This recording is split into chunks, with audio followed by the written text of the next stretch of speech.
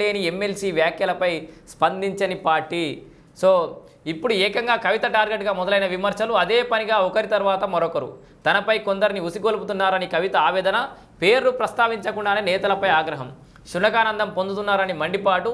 కవిత వ్యాఖ్యల తర్వాత హీటెక్కిన BRS politics అని చెప్పేసి కూడా చూస్తున్నాం మనం. వెళ్ళగొట్టేందుకు ఇదే సరైన సమయమా? ఆమె పార్టీని వీడితే లాభం ఎవరికి? ఆమె పార్టీని వీడితే లాభం ఆమెకే అన్డౌటెడ్లీ. అంతో కొంత అగ్రెసివ్ పాలిటిక్స్, కొంచెం మొండితనం, ఆ పట్టుదల కవిత దగ్గర ఉంది, కేటీఆర్ దగ్గర లేదు.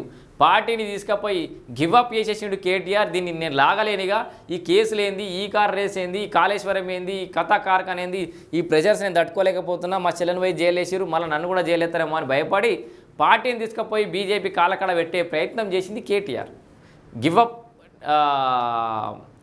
దాన్ని గివప్ క్వాలిటీ లేకపోతే ఆ గివప్ మెంటాలిటీ ఉన్నది ఎవరికంటే కేటీఆర్కి అన్డౌటెడ్లీ. కవిత దగ్గర లేదు. ఎందుకంటే జైలుకు పోయి వచ్చింది ఆడబిడ్డ, జైలుకు పోయి వచ్చింది, మస్తు ట్రోల్స్ ఎదుర్కొంది, ఇప్పుడు కూడా ట్రోల్స్ ఎదుర్కొంటుంది, అయినా నిలబడుతుంది, అయినా తలబడుతుంది, కలబడుతుంది, జనాలలో నిలబడుతుంది. సో ఇక్కడ గివప్ మెంటాలిటీ ఎవరికి ఉన్నట్టు?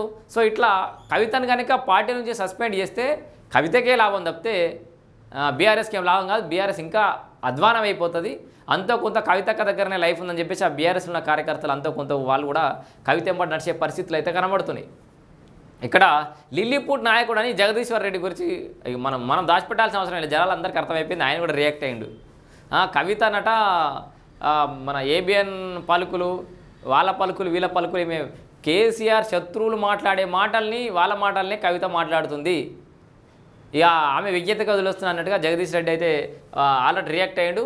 లిల్లీపూట్ నాయకుడు నల్గొండలో పార్టీని నాశనం చేశాడు, చావు తప్పి గెలిచిన ఆయన నా గురించి మాట్లాడతాడా? జగదీష్ రెడ్డిపై ఎమ్మెల్సీ కవిత పరోక్ష వ్యాఖ్యలు.